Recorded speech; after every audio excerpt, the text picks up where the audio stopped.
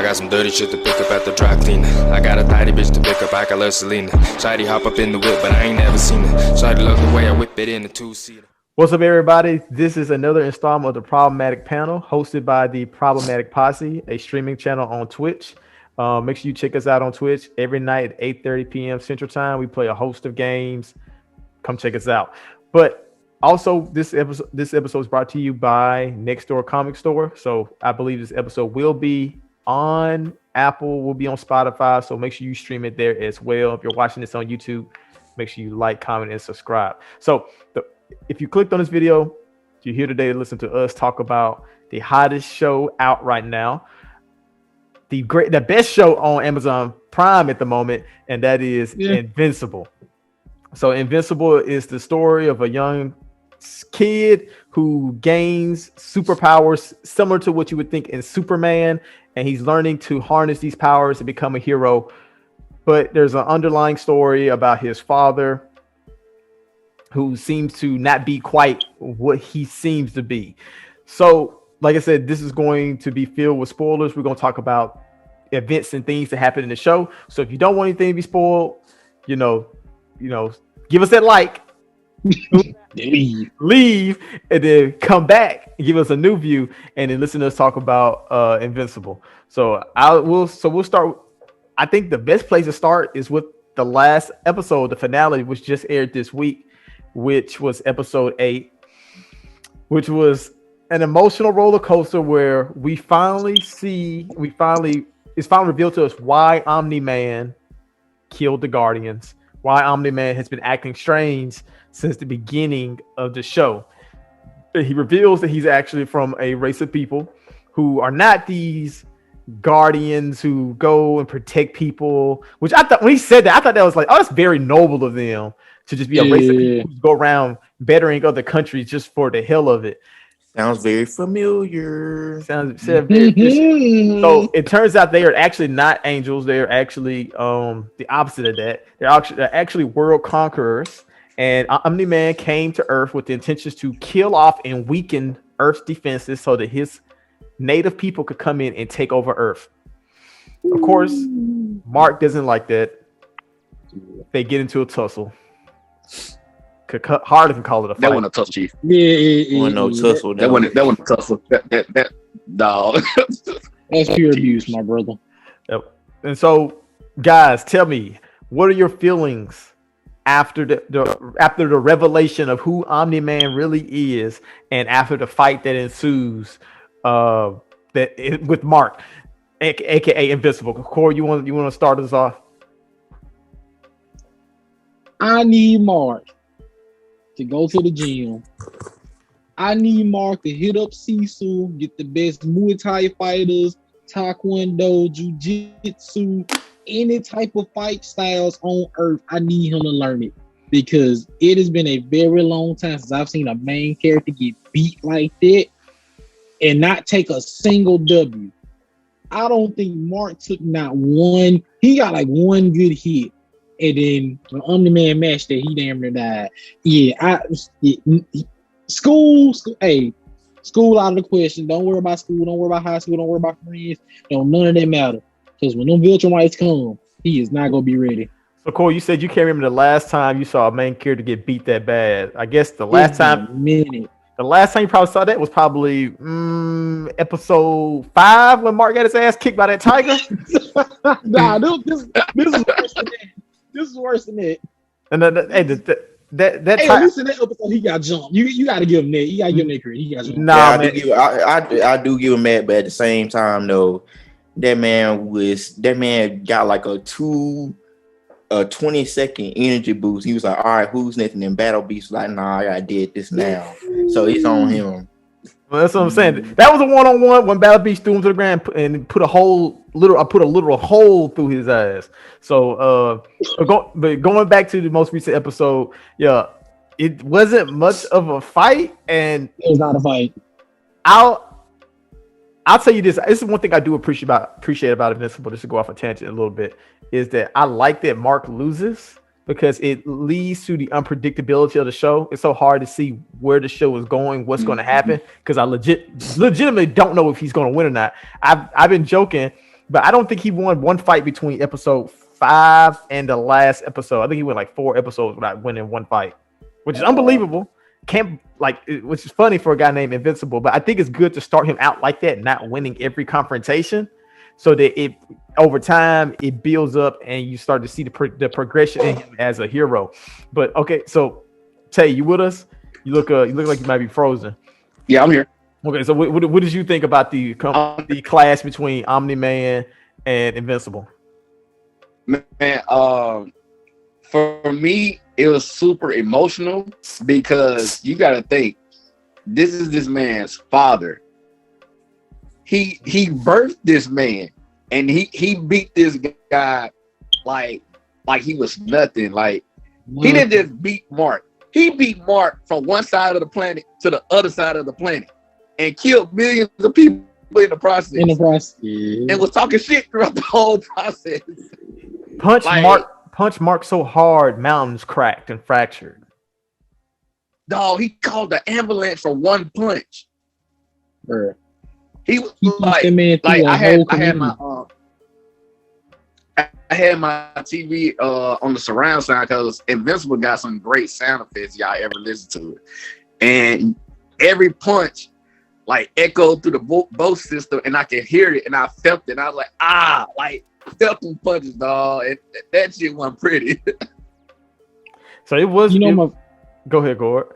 You know what my favorite part about the fight was? What's that? Remember when he got his powers in the end of the first episode, and the second one, him and his dad was throwing the ball back and forth, and he was telling him to like go in between it to catch the ball. This is what his dad did to him when he was fighting him in the beginning. When he was punching him in the beginning of the fight, he would punch him to one end and then fly all the way around to get on the other side. That was tough and a beautiful callback. And it was very emotional because I'd already started to kind of loathe Omni-Man. I was trying to see who he really was.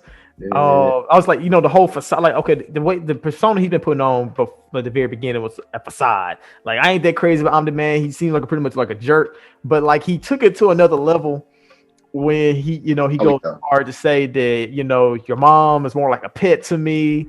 Her life was meaningless. I said, I'm surprised she didn't kill herself. Yes, that was that. Could you imagine your husband saying something like that? And I think to the sun. Yeah, to the sun. In 4K. In 4K. Everybody to see it. Yeah, like it ain't like you heard it in private. Like everybody now knows your husband thinks of you as nothing more than a pet, insignificant, meaningless. He could care less about you. And like just to hear him say that to his son, like he didn't just say that to just anybody. He told his son, like, I think your mom is nothing. And no hesitation. There's no hesitation. And it actually makes it funny because the episode before he was practicing how he was going to tell all this to Mark. He should have practiced a little bit harder. Absolutely. Grant, the emotional side of this confrontation, how did it leave you feeling after Omni-Man finally took off?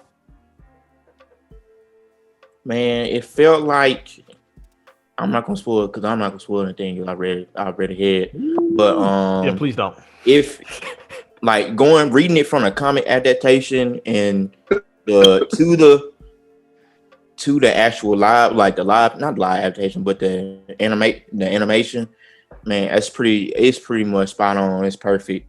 They didn't skip a beat with the way it was animated, everything like that. Especially like the whole scene, like when at the very end of the confrontation, where they on the mountain and stuff like that, and that man Omni-Man has lost his freaking mind, and then Mark is just sitting there crippled and almost on the verge of death, and then they pretty much animated that perfectly. I shouldn't have laughed, but like I've rewatched that particular scene where Omni-Man is just like ranting while like Invincible just laying there. You can just see him just kind of like struggling to breathe on the ground while Omni-Man just sits there and rants to him like about this and about responsibilities and like, I told you, like, this is what a Viltrumite is supposed to be. And you just see him just squirm on the ground. It's like, yo, like you see him really you really see him come unhinged, like his true nature. Like, of course through the first episodes 1 through 6 or 1 through 5, You see him, you're like, hey, he kind of get like little, you get a little ticked off here and there, stuff like that. We try to keep cool, but then episode 7, it's like, hey man, I'll show you what the Viltrumite is really like. I'll show you my true nature, all that family BS dead, all that stuff. I think it's so funny that I realized that Immortal, like his whole point in them bringing him back to life was purely so that Mark could see him kill Immortal in cold blood, Nothing. and also for Immortal to make his eyes red, to make Omni-Man look more deranged in that last episode. That was the whole point of Immortal coming back to life, was just to show Mark how crazy Omni-Man actually was. I thought this last episode was phenomenal. Bro. I was on the edge of my seat the entire time. What do you think? Can I put my cape on for Omni-Man? What's it not cool? What's the cape? Okay, Cole, go ahead. Put your cape on for Omni-Man. Make the case. What is there to appeal to for Omni-Man? I'm gonna say this. In his own weird way, I truly do feel like he loves Mark. I agree. He does. The way I'm gonna say this, like the art, like when he almost killed Mark, the conversation he was having is like when your dad is upset with you, he's trying to explain to you, like, this is a responsibility, you have to do this, you got to understand it. Like, it was his way of trying to and also I feel like he felt guilty because he didn't take the time to fully explain everything to Mark in the beginning, which is what he should have done. Instead of saying, oh, we help people, he should have been honest and said, look, we colonizers. I was sent here to help destabilize this planet so our people can take it. And I need you to help me do that.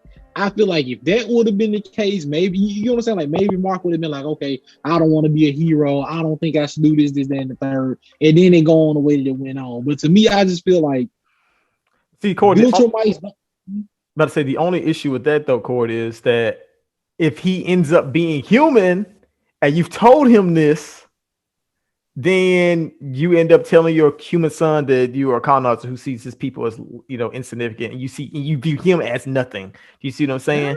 So you run the risk of ruining that relationship with your son. And like you said, I do believe he did. And like you're like, oh well, he didn't really care about his son because he called his wife a pet. He called humans insignificant. But despite that, people love pets though. People love pets, but you know your dog not gonna be here forever. It has an expiration date. They die much quicker than you. You still feed it. You still love it. You still take care of the nursery. You just know it doesn't have the shelf life that we have.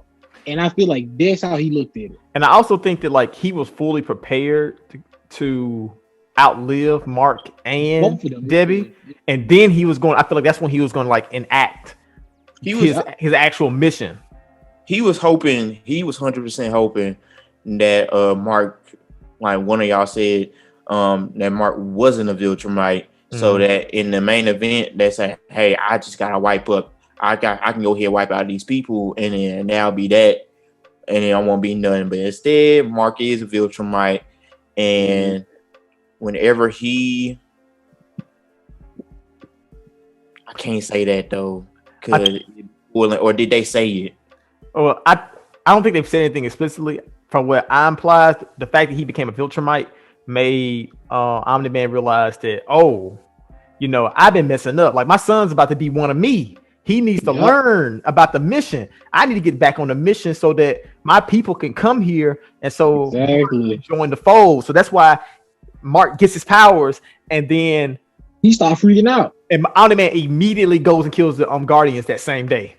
Yeah, I mean, because the thing is, because as of right now, Mark is the strongest person on the planet right now. Like, he ain't saying like he untrained, but in terms of like raw strength, he's easily the strongest person on the planet right now. Probably Adam East second. Yeah. Man, we screwed. I'm gonna tell you what. Is Mark the second strongest? Because that doctor in raw strength, yes, he is. The doctor from that university. Yeah, them robots are he made a RoboCop, and the RoboCop beat Mark ass straight up 1-on-1. But the thing is, though, Mark is once again. It would have been a wrap. Once again, Mark is a superhero who being untrained for like 3 months in raw stream, Mark definitely. I mean, like he's got it.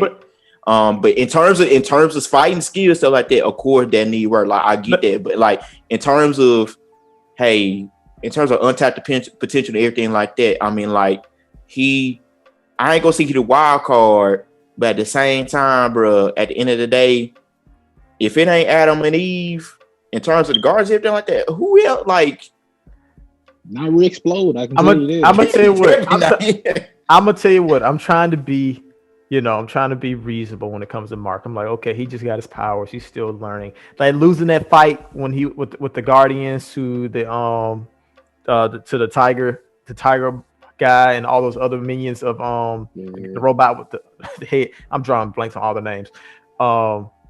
Losing that fight was cool, but when he was losing to the RoboCop, when he was losing to the mindless drone that literally had no fighting skills, it's just raw, it's just punching. It ain't using no tax. It's just punching Mark and lunging at him. He was getting folded. So it's like that thing there. It was just using raw strength and beating him. So it was. I mean, that was a bad fight. I ain't trying to pull out cape again. But we do have to think about those things are deranged, and then they are meant to act crazy. So I ain't caping, like I ain't testing the cape for right, but at the same time though. Credit. They did they I'm not gonna say they, what's the word? They hindered Omni-Man for a short amount of time. So I will give them credit. They are powerful inventions. But at the same time, figured it out because he got skill. Yeah, I mean, Mark had one. Omni-Man had like 6 of them. I mean, all Omni-Man did was just pick him up and tear him in half. That's all that did.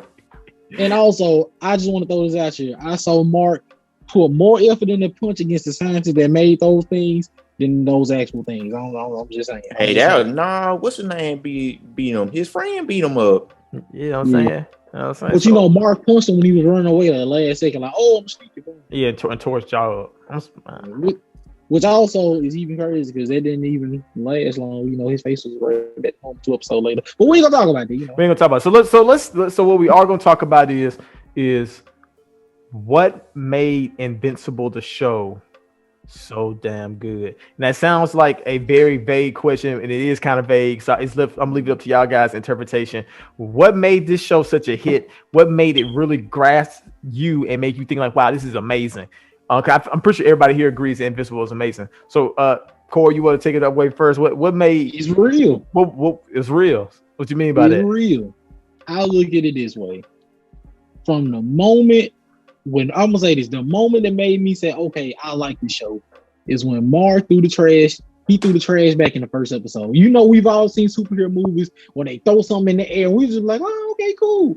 And that made me, when I watched, I was like, well, if this was real, it could possibly kill somebody. Then Omni-Man goes and destroys the Defenders, which is also was really hooked me onto the show. But then in the second episode, in the opening scene, you see these 2 random people having a conversation, and the trash bag launches down at them like a meteor, and I thought they were dead.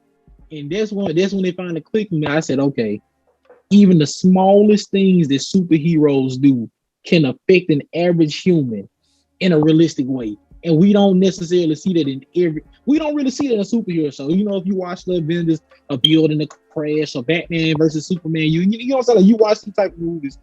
You watch buildings crash, streets get destroyed, entire communities on fire, robot drones coming through the city. You know what I'm saying? Yeah.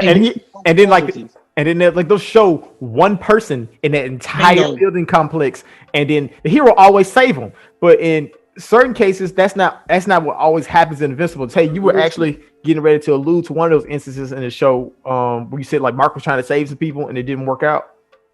Oh yeah, so like when they were battling in Chicago, Mark was trying to save people after they pretty much done wrecked the building, and then turns out that the building still ended up falling on all those people, and they died in his hands. And like that was a real emotional turning point for him, because you gotta think his whole thing was he trying to be a hero, he trying to save people, but then all of a sudden people dying in your arms. You know what I mean? Like that's a wild thing to really think about.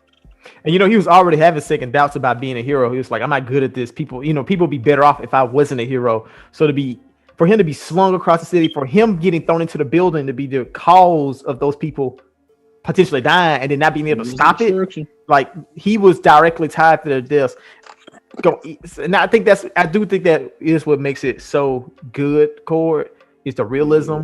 Like the fact that, like these guys are punching with the power to break mountains. Surely when they punch somebody, they should put like a hole in them. It should like crack their skulls and knock teeth out of their mouths, and blood should go everywhere. And you just usually don't see much gore in shows where these characters are using astronomical powers. Usually, and I think that's what brought people in, was the brutality that is usually missing from superhero shows. Like I think that's also what caught people with The Boys. Like people love the brutality that The Boys portrayed. And they didn't fight fair. Another good example they was realistic. Another good example was when the aliens came and took over the downtown area. And it was when I was watching it, you see like all of these people just getting obliterated by these laser guns. And then Mark, like, he cocky, he like, oh, I can do this. And he flies in to save the people. And then he can only grab like the one old lady, even though she survived. But everybody, like the moment he got hit, he had to turn around and see everybody that he didn't get to die. So in his mind, he realized, I only saved one person out of 50. She didn't even live. Like she ended up dying. She did die. She ends up dying in the hospital. So even the one person he saved didn't make it out. It didn't make it out. And the Omni-Man tries to tell him like, hey, that's part of the job. Like you can't save everybody. You can't save everybody. Everybody you bring in here isn't going to walk back out. And then when the other group comes in with Adam Eve, they start fighting. I'm thinking, okay, well they go. I'm thinking like, okay, they gonna save today. And they was like, yeah, I'm out of bombs.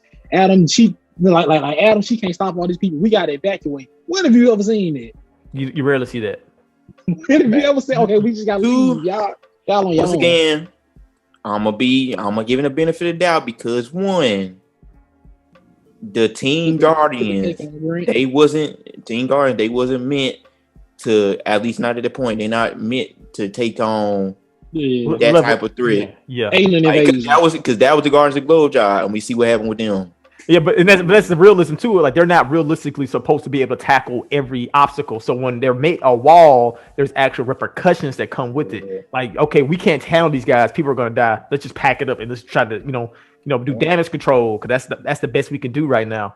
Another example of like just realism in terms of like the crazy things that happen in Heroes. But there was a time I think he was fighting Titan, or actually no, he wasn't fighting Titan. He was just fighting like an unnamed villain, and like he threw the villain, and like he hit the side of a building, and he beat the villain. Then the villain started to collapse, and he actually gets in and he like saves the daughter and the woman from the building falling. But it just made me think to myself like, well, yeah, like they didn't have to show that. That was just a small reminder that every little thing these guys do, they have to be careful because they could potentially kill somebody. So even in that instance where nobody died, it was just I like that Invincible put that in there just to remind people, hey, these guys are lethal killing machines. If they don't watch themselves, they could wipe out a population. Even with the Guardians, they almost got citizen kills. If Omni-Man didn't show up in the first episode, a lot of those people will go die. Just think about it. Like this is basically the Justice League, and they couldn't even kill off the Mauler twins. They were struggling against the Mauler twins, and this is an entire group of people. Omni-Man had to come in at the last second to save all of them. Is that what the twins' names is? Marlon? Yeah, Mauler. Yeah. Mauler. Okay, every time I hear them talk, all I hear is Principal Lewis from American Dad. And that is them. And that was some of my favorite characters in like this season 1, and I thought it was so funny because people rarely ever say, like, even though they're in almost every episode, people rarely ever say their name, so I kind of forgotten what their name was. So today we just finished talking about how the brutality was a main draw to Invincible, and that's what brought a lot of people in. What else do you feel like contributed to Invincible's success in season 1? I think it's the realism, because it's real hard to incorporate realism, especially when you're talking about superheroes and things like that. But I think Invincible writing did that extremely well. When you think about like how Mark's best friend Will, he was gay, they incorporate that, or him and Amber having interracial relationships. or Eve, her and her parents, the sexism that her dad showed against her for being a superhero, saying that she needed to be with Red Explode, that whole cheating thing with duplicate. I mean, a lot of that stuff was like things that we as humans, teenagers, men and women, we go through each and every day. And the fact that they were able to incorporate it, but not make it cliche and not make it so like, oh, okay, I expected this. That's incredible. You know what I mean? Like that stuff like that is what entices other people and other people that enjoy certain different things, that follow a certain fad or whatever you can say. How they incorporate it into the writing for Invincible was incredible. And I think that's well put on, like the realism. And I think that's like something that some shows fail to do, is incorporate things like I said, human traits, human nature into shows to the point you like when you see something happening, like I felt that. Not because I felt that because that's something I'm living, that's something I experienced, that's something that I've seen actually happen. And like the whole cheating situation, and also like just the misogynistic way of thinking from Adam Eve's dad on the whole. You gotta be like, even though this guy did you wrong, you need to stay with him because he's gonna protect you. Like you should, I think he even kind of says around the lines like, nigga, guys kind of do this kind of stuff. So it is what it is. Yeah. He give me. I'm like, really? Like, really? It's your daughter. Like, but he was like, he cared more so about the guy being duplicate. I think it's even wild that he thought like Rick Explode was supposed to protect anybody. Like she is more powerful than Rick Explode, and with them freaking explosive pop rocks he got in his pocket. Nigga throwing hot pennies at people. Bro, throwing pennies and they explode. That's like saying Gambit. That's like saying Gambit go protect Scarlet Witch. It'll never happen. It won't. And it's just insane to think about. But I do agree that the realism in the show, I feel that you put in a superhero show to make real people connect with it. I think that was well done by Invincible. Right. Wait, Jordan, side note. Red Explode is just a mid version of Bakugo. That's all. Nah, that's it. Yeah. Hey, that's hilarious. He a black version of Gambit. He an unseasoned version of Gambit. That's facts. Okay, so talk to me, Grant. What do you feel like was the thing or one of the things that helped propel Invincible to the heights that it has reached in terms of media? Like we already talked about the realism, we talked about the brutality and staying true to that. Is there anything else do you feel like you could add on to that? I feel like it's the mix of everything. There's no really big weak points in the show, and everything's pretty much balanced. Like for instance, the animation is on par. The character writing is on par. The plot is on par. Pretty much ain't really no big flaws in the show and anything like that. Everything pretty much balanced. Like, of course, everybody looked at it and be like, hey, man, this is a superhero show. Man, let me take a look at this. And then, but it evolved into something more. People aren't just watching it for fights. People watch it pretty much for like the whole show now. In comparison to another show that shall not be named on Amazon Prime, where people just saw like no slander to this show, but at the same time, it's like people just watch it to see gory moments and to see blonde-headed white guy spaz out on everybody. But instead, it's like with Invincible, it's like, hey man, we actually watching this for everything instead of just to see this person just wild out on everybody. So I just like, it ain't like it's not a show. I ain't gonna say the show is based on shock factor, but it like Invincible is not that. Like it has gore, but gore isn't like the backbone of the for show. the sake of it, yeah. Mm-hmm. And I think you mentioned earlier in the midst of that, you talked about characterization. I think that they've done a great job with like building up characters to the point that you care about every individual character. Because like there's some shows where it's like I don't really care about some people. You got 40 background characters and ain't none of them wrong. And like I don't want to like I'm gonna bring up Attack on Titan for instance. Like Connie, like you know, no, Tim, let me stop. I just realized that I was about to give a spoiler to Tay. I forgot he has not finished Attack on Titan. Mute yourself, Tay. No, it's fine. But I'm just gonna say there are certain characters in Attack on Titan. If they go, I just would not care. Oh my God. I would just not feel anything. So like the majority of the cast. No, it's yes, but Yeah, it's Attack on Titan make up for it with the overall arching. Yeah, they make up for it. So Yeah, I'm saying, but like here, I'm actually invested in all the characters because they do such a good job of giving me bits and pieces of all their lives. Bingo. Like we see, Yeah. we see with William and the trip to, we see William when they take the trip to the college, how his relationship with the guy, and we see the raw emotion that comes from him. Best time in his life. Best time in his life, and we see them sides of him. They give us little bit piece of it to you, so the point you like, I care about William. I care about his flight. And you look at like even like Amber, like she isn't like a superhero or anything about that, but like they build her character subtly by mentioning small things about her life, like how she grew up going to the soup kitchen and things of that nature. And they Grant, I don't know why you're shaking your head. And like they and they mention like her mom and all this stuff. Like they do very, very small things to remind you that all these characters are their own person. And so when they're on the screen, separate from Invincible, there's something happening there with them. Right. To add on to that, I'd like when they had the whole thing about revealing who actually Robot is. Like, cause like and he wasn't done in a cliche way, because then when he was like, hey, I'm Robot, and then Monster Girl was like, he did it for me, I'm flattered, but you still weird as hell, but He's still a robot. Like, and because it wasn't like, no, okay, that's so sweet. It was like, nah, my G, you are super weird. What's wrong with you? And like everybody agreed, like plot twist, like, no, we're not rocking with it. And you know what I really like about that whole scenario? What's the Black Guardian name? Is it Black Adam? Black Samson? Black Samson. Yeah, Black Samson. I love Black Samson. Like every time he comes across Robot, y'all ever watch Dexter?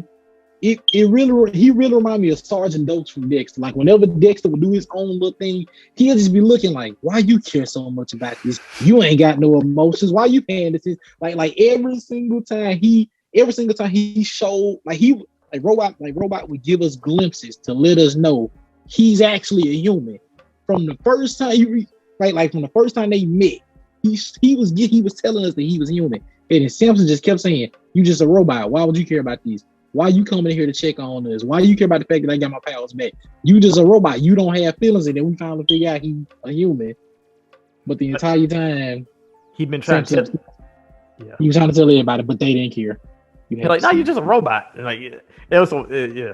And also, I think it's so cool to get like this underlying subplot that goes, this like, in my opinion, completely independent of Invincible and Omni-Man. Yep. It was compelling with the Mauler twins, Robot. Like, okay, what's Robot scheming? What's he doing? And I was like, okay. He was the whole time he was trying to replicate and create a new body for himself, and yet it didn't feel like it was overtaking the main narrative. Every time they switched over to it, I was invested in it because I'm like, they built up Robot to be interesting on his own, which is so funny. Nice. He's literally a robot. They didn't even give him an actual name, and yet I still felt connected to his character and what he was trying to accomplish. The Cecil know? Wait, what? The Cecil know? The Cecil know that he's actually not a robot? Yeah, I mean, no. I'm like, I know Cecil knows he's a human, but does he have any clue about him breaking the Mauler twins out, getting them to make him a human body, and coming back as a clone or explode? I doubt it. I highly doubt. I doubt it. I don't think Cecil. Well, Cecil had bigger fish to fry. Cecil, Cecil, because when Omni-Man was on his rampage against and then like Cecil brought the Kraken out and everything like that to subdue Omni-Man. Cecil flashed to the Guardians real quick. He was like, hey, y'all need to stay put. I'll let y'all know what y'all need to do. So I don't know if he saw. Oh, he just wasn't paying attention. He probably paying attention because he's literally fighting Omni-Man and he's switching over. Yeah, true that. But the thing is though, because even if he knew what Robot was doing, he wouldn't. Brother.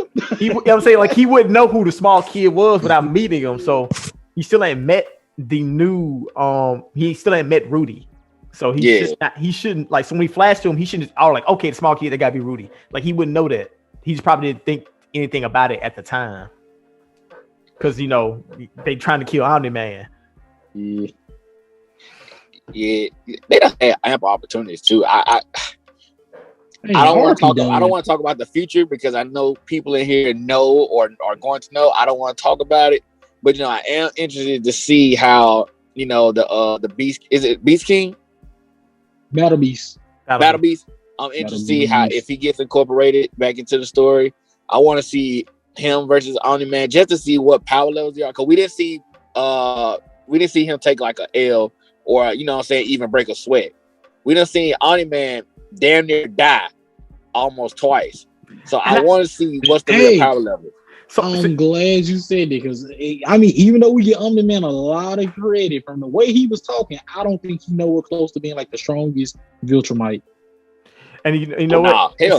Look at Grant scratching his head. And so and it's funny because when we talk about it, I was actually talking to somebody and they was talking about like the new Now I know somebody said I don't know why they brought that mid Guardian Immortal back, and I was like, Immortal kind of nice. Like he just I think we undersell how tough the original Guardians were because Omni-Man was in a coma.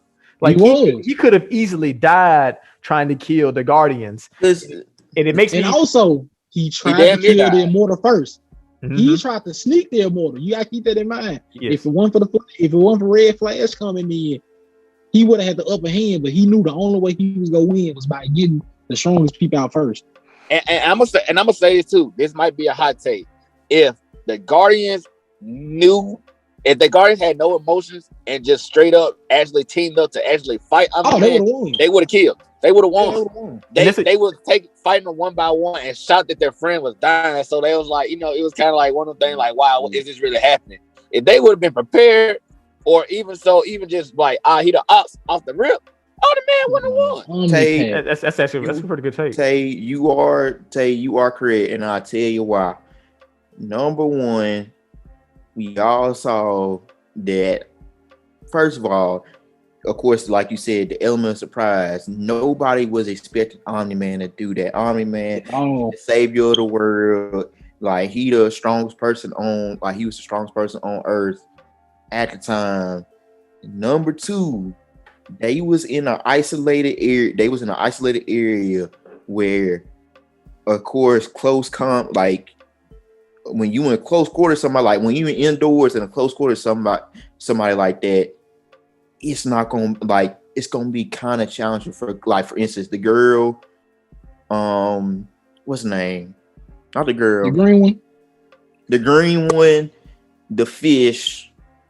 Who else? Red Rush. Yeah, I feel like all of them in an outside setting, they was gonna be much more useful because they got more breathing room for their power, stuff like that. Immortal and old girl, the what's the girl? The girl with the what's her name? Warhammer or something like that. The old girl, of course, they gonna be fighting him up close.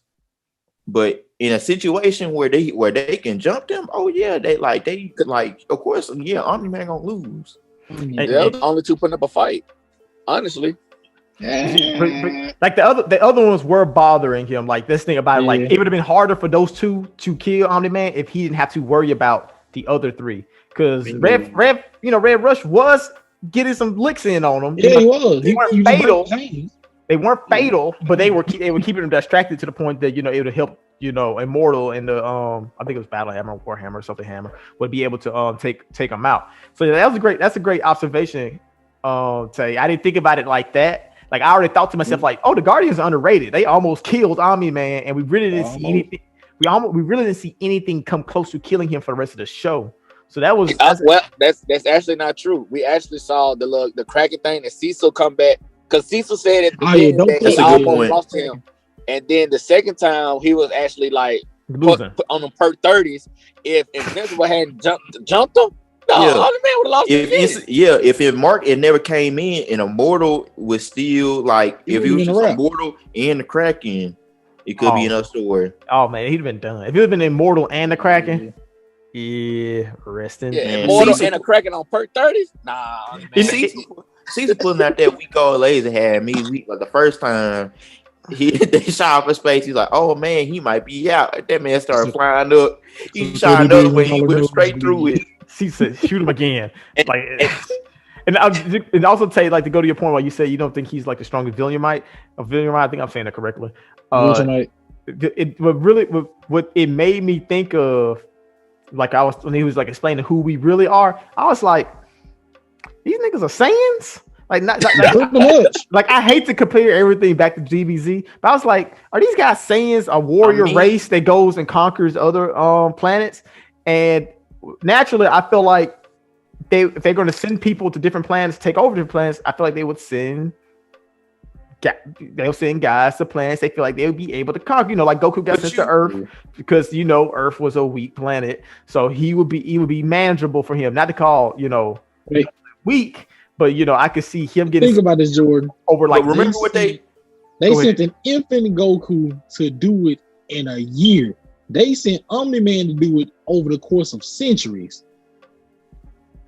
So what's your point? I think I'm saying like they didn't like pretty much what everything that he was doing was out of desperation because he felt like okay. Imagine somebody sends you on a 200-year mission. You gonna spend the first 20 years just chilling. Yeah. Yeah, I think he's strong, but I don't think he elite. And that's what I'm getting at. I'm thinking that he got sent to Earth because he is not the upper echelon of that specific group. Here's the thing, and I'm gonna say, hold on, my bad, Grant. Let me just say this. No, and I think the only reason, because you gotta think, he didn't kill the Guardian. I can't remember if he killed the Guardians before or after Mark got his powers, but after. So that's what. All right, they go with my point then because. He waited till Mark got his powers. He said to himself that he been waiting for a long time to Mark get his power. Now he want to try to conquer the Earth because he needed help. He couldn't do that shit on his own. He was getting his ass beat by Krakens, and the other Guardians was giving him a run for his money by himself. I think waiting for Mark to get his powers more so like, hey, okay, Mark got his powers now. That means that I need to speed the plan back on. Yeah, the plan back on. Like we can finish conquering the planet. Let me speed this process up so that when Mark is ready, we could just end it here and there. And but actually that was still kind of boneheaded on his part. Like he should have been such a rush because even then Mark was still not going to be ready for like maybe probably a year or two. So it'd probably been better if he just trained with Mark and then went after the Guardians later. I don't understand why he didn't do that. Here is the thing that I want y'all to consider and remember. Number one, in the very last episode, to answer y'all question, they say, hey, the Viltrumites, we will set up society, but we don't go just help people just to help people. We actually go to conquer their planets. And he was like, you know what? And there was a scene of them having pretty much like a battle royale, like a free-for-all. Mm-hmm. To see who's gonna go conquer the planets.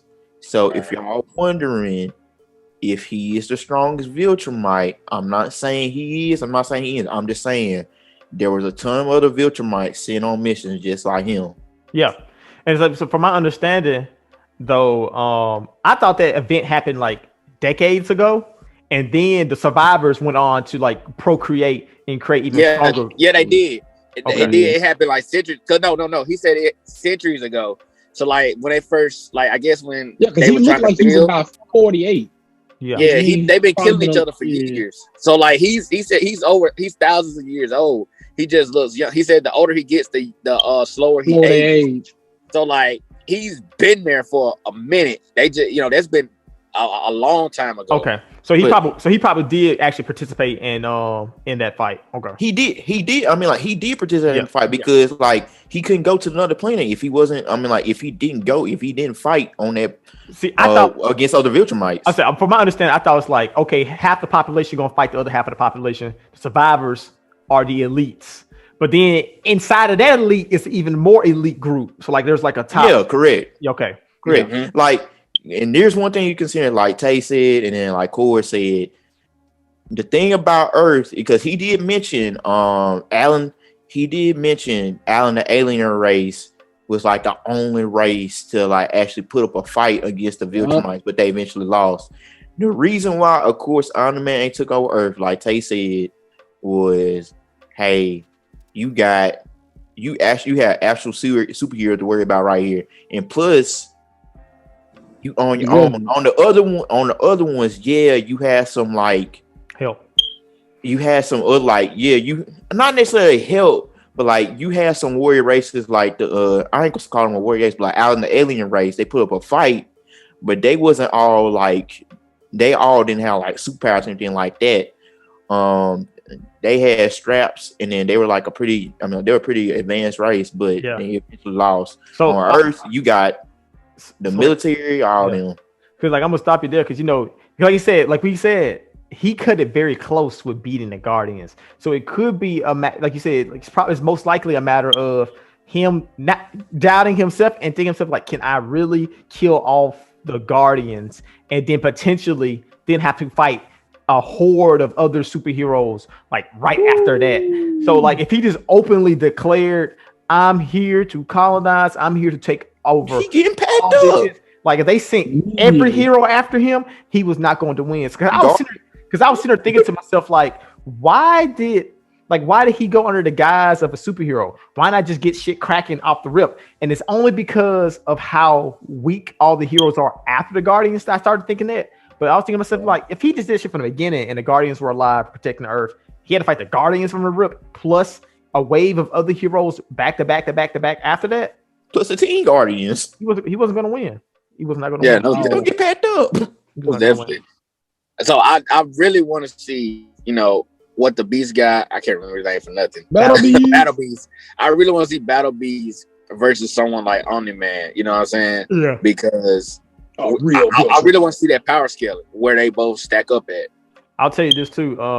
It also just makes me think that Mark has a astronomical way to go, because even like that's also something small that they did throughout the entire show was every time they trained, anytime Mark did anything correct, Omni-Man would literally do it 10 times better. Like when he started immediately, like when Mark get the handle flying, then Omni-Man would break the speed barrier. Like when Mark would throw a punch and actually land one, then Omni-Man would hit the hell out of him like on the next punch. Yeah. Like it was always a reminder throughout the entire show. Like, yes, you're a Viltrumite. I don't know why I can't say it. Just like me, but you're not me. You not me. I'm still way stronger, way faster, and a lot more durable. Because he be shrugging off bullets like it ain't nothing. Meanwhile, Mark flinching. I think he said, did they say something about them getting stronger with age, or am I tripping? They didn't say stronger with age. He just said that Mark, you're a full-blooded. Yeah. One of us. Well, yeah. So he was like, Nolan. He's like, you should like become as powerful as me, if not more. But like that was all. I mean, I'm assuming it's because Nolan, he from another planet, and then Mark, he was, he kind of like for instance, I guess like a half Saiyan invincible version of a half Saiyan or something like that. Yeah, but they're saying he ain't even, well, Nolan was saying that he ain't even half, he's more than that. He pretty much fool. Because the blood's so strong. Yeah, because after they did the culling event, Viltrumite blood so far. Yeah, because after the culling event where they got rid of all the weak and only the strong live, now their like genes are like super strong. So yeah. Hey man, I just want to say RP my dog Dunn. He didn't deserve to go out the way he did. Nah, he went out like a real one. He did not Cord. He went out like a spineless ass nigga. That's why I'm. Wait, who are we talking about? Donald. Huh? Donald. Cecil sidekick. Donald, who sidekick? Cecil sidekick. Cecil sidekick. Hey man, hold on, man. Rip Don, bro. He went out. Omni-Man literally ripped out that spineless nigga's spine. He told him. Donald. He said, he blew himself up. He was going to rip the spine out, but he was like, "You ain't nothing but a lapdog, Cecil." He said, "I got you." He old buddy from One Piece. The what's the Jaguar name that blew himself up, but didn't actually hurt the person he was trying to kill. Hey man. Pedro. That is one of the most loyal sidekicks I've seen in a long time. He told everybody to get out. I'm finna shoot this nigga in the face. Shot him in the face, then blew himself up to save everybody else. I respect it. It's to save humanity. He had a man, give him the benefit of the doubt. He had nothing but that weak old assault rifle, and He plus just had a 40. and plus Cecil, he got that teleportation thing, so I ain't gonna say he cheats, but he not cheating. And also, Cecil almost died mad times. But Cecil would play around with Omni Man. I'm like, you better quit it before you get you. Hey, y'all better quit playing with Joe Biden with the strap. Hey, because when Omni Man caught Cecil in that house, and he was like, "Oh man, I'm gonna rip my throat out. I can't believe you." No, okay. So I got a question. So I know why, but I just kind of want like a refresher to make sure I remember what right. Why in the hell did Cecil kill that damn demon? He didn't do nothing wrong. He didn't kill him. He sent him back to hell. Yeah, Because he thought Damien Darkblood had malice, like malicious intention, stuff like that. But in actuality, he was actually really trying to help him. No, I think it was more so like they was terrified. Yeah. Okay, think about this. If he pulled up on the most powerful person on earth and said, "I got dirt on you, doggy," what you gonna do? If the moment Damien brought that to Cecil and Nolan found out, what you think he was gonna do to Cecil? He was pulling up to that facility and he was gonna shut it down. And that's exactly what he told him. He was like, "Look, bro, I told you to leave this damn mission alone." Exactly. Because that's why when Debbie asked Cecil, like, "Why didn't you tell me what was going on?" He said, "We had to make sure we could kill." What was you gonna do? Yeah, like, we got to make sure we can kill Omni Man before we start talking about what he did or did not do. Like, we know that, like they said, they didn't know he did it. They just like, we can't do anything until we know what we're gonna do after that. Cause we like, you can't just go and say Omni Man, like, we know you did it, Omni Man, and then when so, oh, you know what? I'm finna turn all y'all to pack. You know what I'm saying? Do you done it immediately? Hey, now the funniest shit though about that whole conversation, it was like, there's only one person we can count on to stop him, and then Debbie was like, "No, that nigga Mark is getting his heart broken."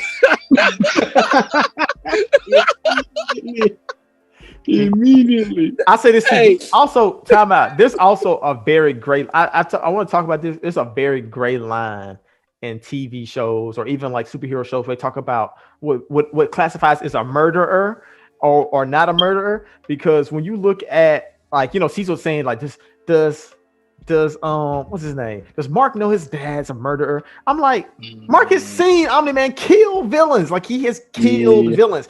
Mark has killed villains. A lot of stuff. A lot of animals. All these heroes have killed people. Yes, they're villains, but they're still killing people. So I was like, what do you mean does he know that he's a villain, a murderer? Yes, he knows that.